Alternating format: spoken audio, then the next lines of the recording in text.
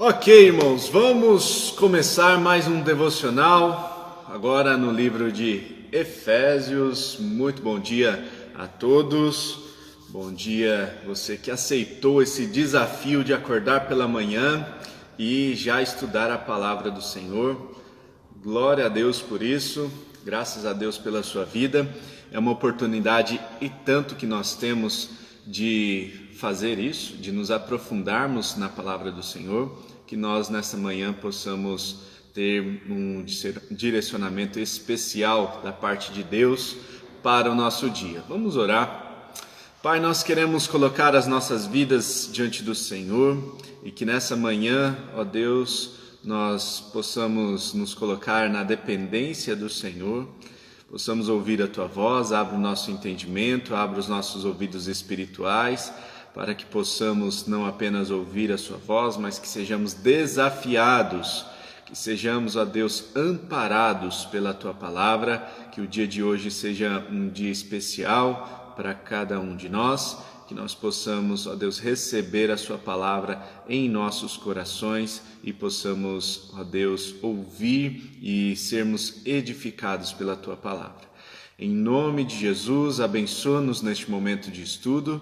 Abra, Senhor, os nossos ouvidos espirituais para que ouçamos a Sua voz em nome de Jesus. Amém.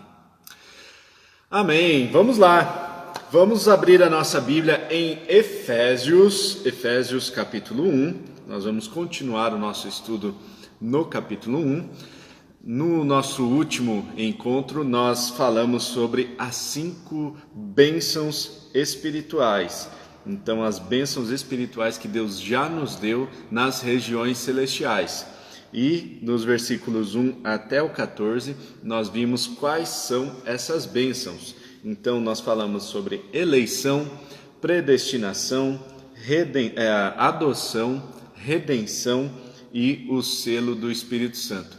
Nós bem entendemos que todas essas coisas são coisas bem complexas de compreender mais profundamente, mas o nosso tempo aqui não nos propicia esse estudo tão profundo de cada tema. Claro que cada tema aqui daria um estudo desses, mas fica para uma outra oportunidade para que nós possamos nos aprofundar na eleição, na predestinação, na adoção, na redenção e também no selo do Espírito Santo. A nossa proposta é uma proposta devocional, então nós vamos nos atentar aqui a um trecho ou outro da palavra, aquilo que Deus fala conosco, para que nós possamos ter um dia direcionado debaixo da bênção de Deus. Começamos então no versículo 15 e hoje vamos até o versículo 23. Então, Efésios capítulo 1, versículos 15 a 23. Diz a palavra do Senhor: por essa razão, desde que ouvi falar da fé que vocês têm no Senhor Jesus e do amor que demonstram para com todos os santos, não deixam de dar graças por vocês, mencionando-os em minhas orações. Peço que o Deus de nosso Senhor Jesus Cristo, o glorioso Pai, lhes dê espírito de sabedoria e de revelação no pleno conhecimento dele. Oro também para que os olhos do coração de vocês sejam iluminados, a fim de que vocês conheçam a esperança para a qual ele os chamou, as riquezas da gloriosa herança dele nos santos e a incomparável grandeza do seu poder para conosco, os que cremos, conforme a atuação da sua poderosa força. Esse poder ele exerceu em Cristo, ressuscitando-o dos mortos e fazendo-o assentar-se à sua direita nas regiões celestiais, muito acima de todo governo e autoridade, poder e domínio e de todo nome que se possa mencionar, não apenas nesta era, mas também na que há de vir. Deus colocou todas as coisas debaixo dos seus pés e o designou cabeça de todas as coisas para a igreja, que é o seu corpo, a plenitude daquele que enche todas as coisas em toda e qualquer circunstância. Vamos lá, irmãos. Nós temos aqui um texto onde nós podemos observar a oração que Paulo fez em relação aos Efésios, quando ele recebe a notícia de que os Efésios estão indo bem. Então Paulo faz uma oração pelos Efésios e ele coloca alguns elementos nessa oração. Antes de entrarmos na oração, por assim dizer, eu queria comentar um pouquinho como que foi a conversão dos Efésios. Se nós olharmos lá no livro de Atos, nos capítulos 18, 19 e 20, nós temos alguns dados importantíssimos que vão nos ajudar nesse contexto aqui. Lá no capítulo 18 de Atos, lá no finalzinho do capítulo 18, nós temos uma passagem rápida de Paulo e a equipe missionária pela cidade de Éfeso. Nessa passagem rápida, durante a segunda viagem missionária, ele provavelmente não ficou muito tempo. Ele foi só uma passagem mesmo pela cidade, ele conheceu ali algumas pessoas, muito provavelmente já havia alguns cristãos ali, e esses cristãos se encontraram com Paulo rapidamente, mas ele não permaneceu muito tempo ali. Ele volta para a cidade de Antioquia, ele vai para Cesareia, depois volta para Antioquia, desce a Jerusalém para trazer os relatórios, desce não sobe, né, porque ele tinha que subir a montanha, desce no mapa, mas ele visita lá os apóstolos, dá relatório das missões realizadas e ele passa um tempo na sua igreja de origem, que é Antioquia da Síria. Depois, na terceira viagem missionária, ele sai novamente, e dessa vez ele não sai pelo mar, ele sai via terrestre e ele volta fortalecendo os irmãos, fortalecendo a igreja por onde ele já havia passado. Nesta passagem, ele dedica um pouco mais de tempo na cidade de Éfeso. E aí nós temos durante um período aí de 2 anos e meio a 3 anos praticamente, que Paulo fica na cidade de Éfeso ensinando os irmãos, e várias coisas importantes aconteceram nessa época. Teve lá um tumulto contra Paulo, contra a equipe missionária, teve gente que foi curado, né? As pessoas eram curadas pelo lenço de Paulo, tamanho o poder que estava, tamanho do Espírito Santo, né? Tamanho do poder do Espírito Santo que estava na vida de Paulo, e também, claro, tamanho da fé das pessoas que estavam crendo lá na cidade de Éfeso. Então nós tivemos alguns episódios interessantes, e até mesmo um episódio em que muitas pessoas se converteram de uma vez, e essas pessoas já tinham praticado ocultismo anteriormente, pessoas que haviam se dedicado à prática de bruxaria e outras práticas ocultistas. Estas pessoas se converteram e começaram a confessar publicamente os seus pecados. Além de confessar publicamente os pecados, pegaram seus livros de magia e levaram até a praça pública, queimaram esses livros. O montante, o valor desses livros todos deu aí o equivalente a 50 mil denários, 50 mil dracmas, 50 mil moedas de prata, né? O que seria equivalente hoje a aproximadamente 5 milhões de reais. Né? Então você imagina só, 5 milhões de reais em livros foram queimados em praça pública, e havia muitas pessoas que estavam se convertendo ao cristianismo, pessoas que haviam praticado o ocultismo. Então, nós entendemos aqui que havia uma prática já espiritual envolvida os efésios. Eles adoravam a deusa Diana, eles adoravam outros deuses, e eles também já tinham se envolvido com práticas ocultistas. Diante disso, Paulo precisava esclarecer algumas coisas.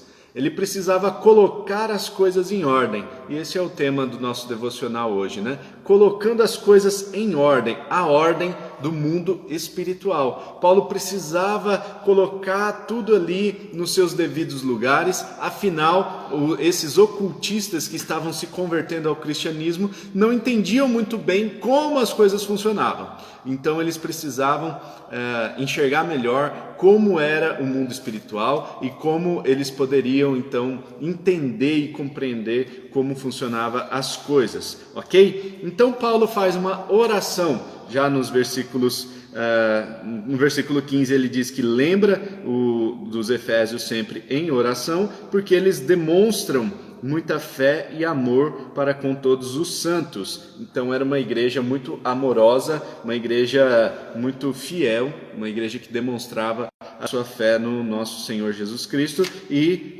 praticava isso com todos os santos, não deixando de dar graças por vocês, mencionando-os em minhas orações. E aí, na oração de Paulo, tem alguns elementos, né? Então, pelo que Paulo orou, né? Então, peço a Deus, de nosso Senhor Jesus Cristo, glorioso Pai, que lhes dê espírito de sabedoria e de revelação. Primeiro elemento aqui que Paulo ora pelos Efésios é que Deus lhes dê espírito de sabedoria e de revelação.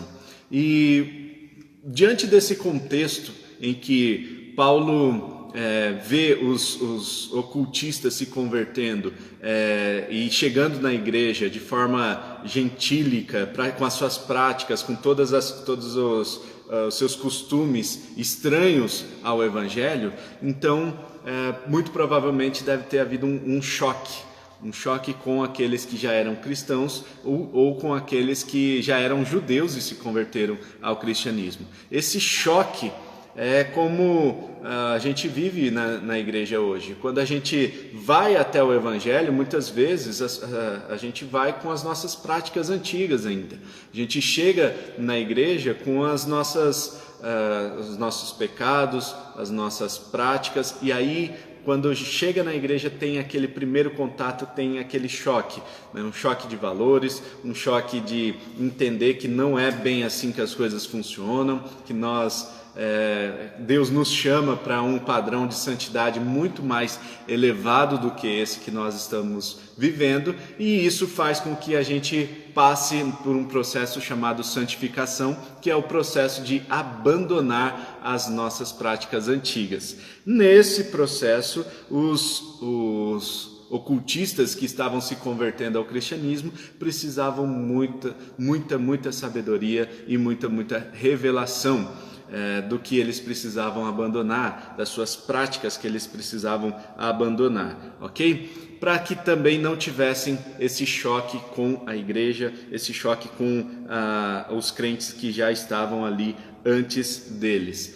Sabedoria prática, né? Seria a palavra aqui é frônesis, né? Então que Deus dê uma sabedoria prática, uma sabedoria não apenas intelectual, não é um conhecimento bíblico, um conhecimento da palavra de Deus apenas, mas algo que eles poderiam praticar em prol dos Efésios e eles poderiam também abandonar nas suas práticas. E revelação tem a ver sim com o dom de revelação, porque Deus estava se manifestando de inúmeras formas e essas pessoas então poderiam ter a revelação daquilo que elas precisavam abandonar.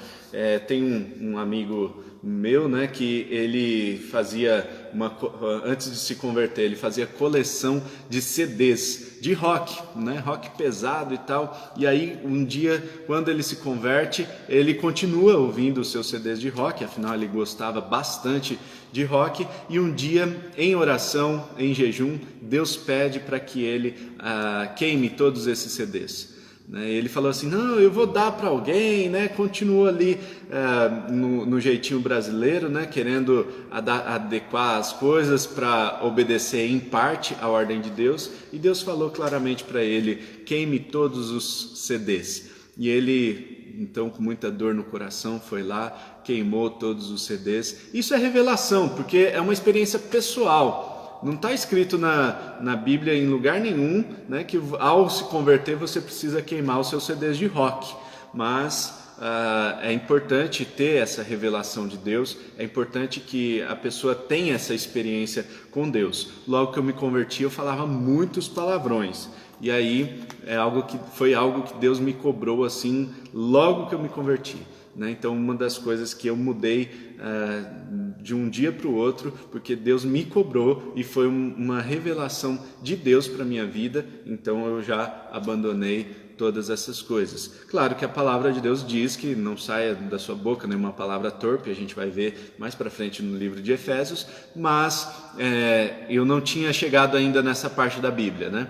E o que aconteceu foi uma revelação de Deus. Então Paulo ora para que os efésios tenham um espírito de sabedoria e de revelação para quê?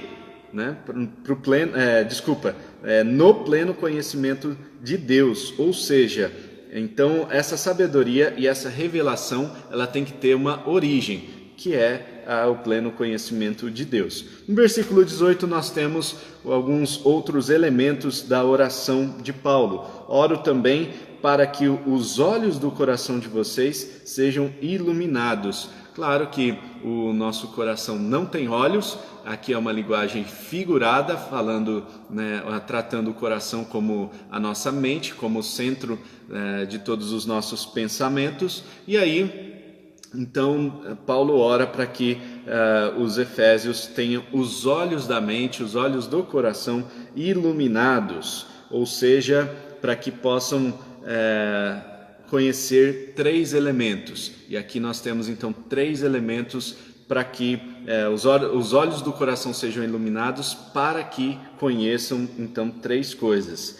A fim de que vocês conheçam a esperança a qual ele os chamou. Então, em primeiro lugar, Deus ele nos chama e Deus coloca em nós uma esperança. E o que é essa esperança? Em primeiro lugar, a esperança que nós temos no retorno de Jesus Cristo. A esperança na restauração de todas as coisas e a esperança de que um dia todas as coisas serão melhores, de que um dia nós teremos um tempo com Deus na eternidade, diretamente, livre acesso a Deus, ali na eternidade, Nova Jerusalém. É essa a esperança que ele nos chamou. E aí, Paulo estava orando então para que os efésios tivessem os olhos abertos, os olhos do coração aberto, iluminados, para que conheçam essa esperança, as riquezas da gloriosa herança dele nos santos,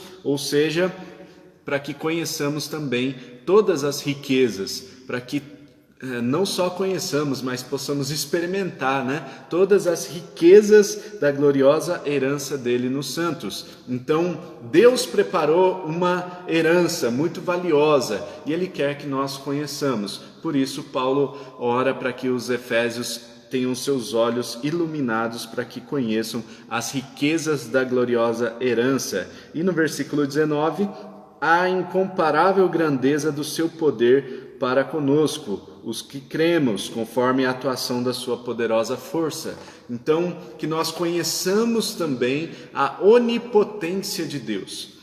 A onipotência de Deus, Deus é todo poderoso, Deus ele tem poder para nos curar, Ele tem poder para controlar toda a história da humanidade, Ele é soberano sobre todas as coisas, e por ser soberano sobre todas as coisas, nós podemos não apenas professar isso com as nossas bocas, com os nossos lábios, mas nós podemos experimentar, nós podemos conhecer profundamente essa soberania de Deus nas nossas vidas. Então Paulo ora para que esses 3 elementos de conhecimento sejam revelados ao coração dos efésios, para que eles experimentem a esperança para a qual Deus os chamou, as riquezas da gloriosa herança dele nos santos e a incomparável grandeza do seu poder. Deus está atuando na história do mundo, que nós possamos reconhecer isso e possamos experimentar essa onipotência que é manifestada em quem? Deus é todo poderoso. mas como que nós podemos experimentar mais desse Deus onipotente, conhecer mais desse Deus onipotente? E aí, os versículos seguintes, Paulo dá algumas pistas para que possamos experimentar, né? Este poder, ele foi manifesto em Cristo, segundo no versículo 20, esse poder ele exerceu em Cristo, ressuscitando dos mortos e fazendo assentar sua direita nas regiões celestiais. Então agora, Paulo está querendo mostrar qual é a hierarquia do mundo espiritual.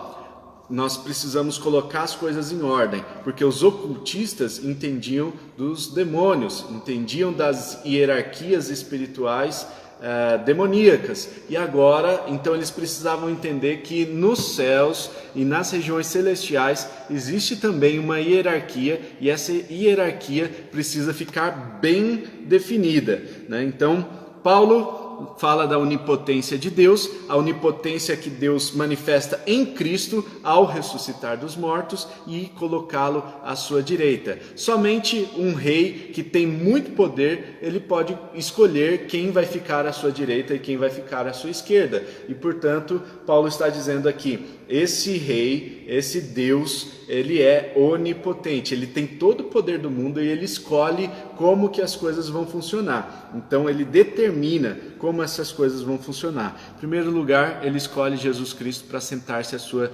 direita, fazendo com que então seja o braço direito do rei, fazendo com que seja a pessoa principal no seu reino. Cristo, a partir desse momento, no entendimento dos Efésios, precisava ocupar um lugar de destaque no mundo espiritual. Eles precisavam entender que Cristo não é apenas um profeta, mas é o profeta, não é apenas um sacerdote, mas ele é o sacerdote, e ele não é apenas um rei, mas ele é o rei. Então, quando eles entendem que Cristo ele ressuscitou dos mortos e essa obra manifesta por Deus na vida de Cristo determina a ordem no mundo espiritual. Então, gente, em primeiro lugar, Deus escolhe Cristo para ficar à sua direita. Muito acima, no versículo 21, nós lemos lá, acima, muito acima, né? Não só acima, mas muito acima de todo governo e autoridade, poder e domínio, e de todo nome que se possa mencionar, não apenas nessa era, mas na que há de vir. Então, Cristo está à direita de Deus, como sendo uma posição de destaque. Ele é colocado acima de todo governo, de toda autoridade, de todo poder, de todo domínio. Então, abaixo de Deus está Cristo, né? E quando coloca à direita, não dá para dizer que está abaixo, ele está ali no mesmo nível, ele governa junto com Deus, então está Cristo. E aí, abaixo de Deus e Cristo, vem todas as outras coisas. Poder, domínio, autoridade, todas essas coisas estão embaixo de Deus. E isso precisa ficar bem claro, porque no mundo espiritual a gente precisa entender essa hierarquia desse mundo, tá? Quando acontece lá um episódio na cidade de Éfeso, em que alguns judeus estavam expulsando demônios de um jovem lá, esse jovem diz assim, eu não conheço o Deus de vocês, mas eu conheço o Deus de Paulo. Eu conheço o Deus de Paulo, que Paulo prega, agora o Deus de vocês eu não conheço. E isso é muito interessante, porque Paulo já tinha ganhado tanta notoriedade ali por meio da pregação do Evangelho, por meio das suas mensagens, ele já tinha ganhado notoriedade no meio dos Efésios, e os milagres estavam acontecendo, o poder de Deus estava com Paulo, e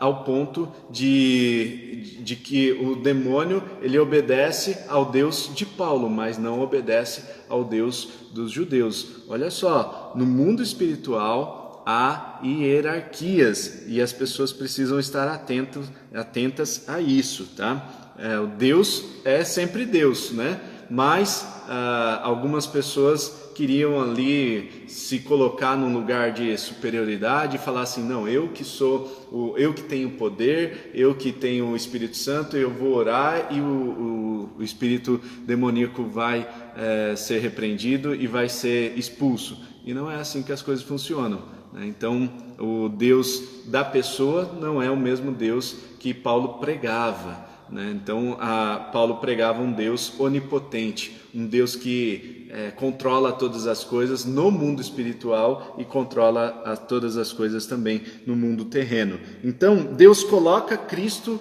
acima de todo poder, de todo domínio, de toda autoridade, de todo nome que se possa mencionar, não somente nessa era, mas também na era que há de vir. E, por fim, Cristo ele é colocado como o cabeça da igreja. No versículo 22, Deus colocou todas as coisas debaixo de seus pés e o designou como cabeça de todas as coisas para a igreja, que é o seu corpo, a plenitude daquele que enche todas as coisas em toda e qualquer circunstância. Então Cristo é colocado como cabeça da igreja, e aí nós temos uma ilustração muito interessante, porque a igreja, o corpo de Cristo, a igreja é o corpo de Cristo e Cristo é o cabeça. Sendo o cabeça, ele coordena toda a ação do corpo. E sendo o cabeça, todo o corpo ele precisa responder a Cristo. Ele se volta para Cristo. Então, sendo o corpo, todas as coisas então convergem em Cristo. E aí a igreja ela precisa entender que Cristo é o cabeça. E se Cristo não for o cabeça, esse corpo ele é uma mula sem cabeça, né? É um corpo que não funciona corretamente. Se Cristo não for o cabeça, tem igrejas que isso acontece, que Cristo não é o cabeça, de repente é o pastor, é o apóstolo, é o fulano, é o ciclano, né? Então, quando isso acontece, isso é uma anomalia, é um tipo de aberração, né? Então, Cristo ele deve ser sempre o cabeça e o seu corpo deve corresponder, então, tudo a Cristo, deve responder a Cristo e deve corresponder também às suas ordens. É importante que tudo tenha uma ordem, e aí Cristo vem para ser colocado como cabeça do corpo de Cristo, e o corpo agora tem alguém para obedecer, tem alguém para controlar todas as ações. No finalzinho do versículo 23 diz que é o seu corpo, a plenitude daquele que enche todas as coisas em toda e qualquer circunstância. E aqui nós temos um texto interessante, porque aqui nós entendemos que a igreja, o corpo de Cristo, é a manifestação de Deus aqui na terra. Nós chamamos em teologia de meio da graça, né? Ou seja, é a forma como Deus atua aqui no mundo terreno. Então, nós que somos igreja, nós que somos corpo de Cristo, nós somos embaixadores desse Deus que atua aqui na terra, um Deus que está presente aqui na terra por meio do seu Espírito Santo, e nós somos esses embaixadores que operam tudo em todos. Então Deus opera aqui na terra por meio da sua igreja, e isso é muito importante para que entendamos essa questão de ordem. Vamos colocar a ordem nas coisas. Aqui na terra Deus atua por meio da sua igreja. Opera como? Tudo em todos. E na semana que vem nós vamos... na semana que vem não, amanhã no nosso devocional de amanhã, nós vamos ver como essa igreja pode ser, como essa igreja atua neste reino terreno, né? Como que a igreja é chamada a andar com Deus, né? Andar com os mandamentos, andar com a palavra, Deus nos deixa essa palavra aqui de Efésios, por meio da vida de Paulo, para nos ensinar a andar com Ele. Amém, irmãos? 7 horas, nós precisamos encerrar. Gostaria de falar um pouquinho mais sobre essa questão da igreja, mas vamos aos poucos nos aprofundando um pouco mais sobre o corpo de Cristo e como Deus atua na nossa sociedade por meio da igreja. Vai ser um grande desafio nós estudarmos os próximos capítulos de Efésios e nós vermos então profundamente como Deus atua na nossa sociedade. Amém? Que entendamos o mundo espiritual, entendamos que há uma ordem neste mundo espiritual, há uma hierarquia e essa hierarquia precisa ser respeitada. Deus está acima de todas as coisas, Deus é soberano, Cristo está sobre nós, Ele é o cabeça do seu corpo, Ele é o cabeça da igreja, que somos nós, que somos chamados também para atuar neste reino, na nossa sociedade, como embaixadores desse cabeça, né? Representantes de Cristo aqui na terra. Vamos orar.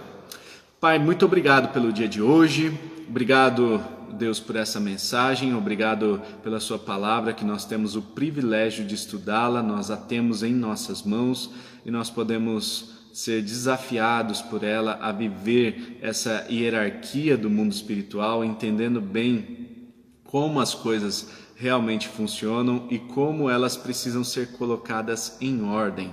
E essa ordem das coisas no mundo espiritual afeta a nossa vida diretamente no plano terreno e que nós possamos, ó Deus, no dia de hoje, não apenas compreender essa ordem no mundo espiritual, mas que nós possamos viver crendo que o Senhor é soberano, crendo que o Senhor está acima de todo poder, de todo domínio, de toda autoridade, que nós reconheçamos a sua soberania nas nossas vidas e que hoje nós tenhamos a oportunidade de colocar o Senhor no seu devido lugar, de adorar ao Senhor como o Senhor é, um Deus todo-poderoso, um Deus onipotente e que tem prazer em abençoar os seus filhos. Que o dia de hoje, meu e dos meus irmãos, seja muito abençoado, que nós possamos experimentar essa soberania do Senhor sendo manifesta nas nossas vidas, essa onipotência do Senhor sendo manifesta nas nossas vidas. Pai, eu quero orar por aqueles que estão enfermos, aqueles que estão precisando de um toque restaurador do Senhor. Quero orar, ó Deus, por aqueles que passaram por algum tipo de enfermidade nos últimos dias e estão precisando, ó Deus, de uma cura, precisando de uma visitação do Senhor. Oro para que neste momento o Senhor, ó Deus, se achegue a eles e possa levar cura para estas pessoas. Eu oro a Deus para que haja libertação de qualquer cadeia de enfermidade, de dores, que em nome de Jesus o Senhor manifeste o teu poder na vida destas pessoas. Eu oro agradecendo pelo dia de hoje, porque este é um dia que o Senhor fez e nós queremos nos alegrar, nós queremos aproveitar desse dia na sua plenitude, Pai. Abençoa-nos no dia de hoje, em nome de Jesus. Amém. Amém. Amém, irmãos. Deus abençoe a todos. Um ótimo dia.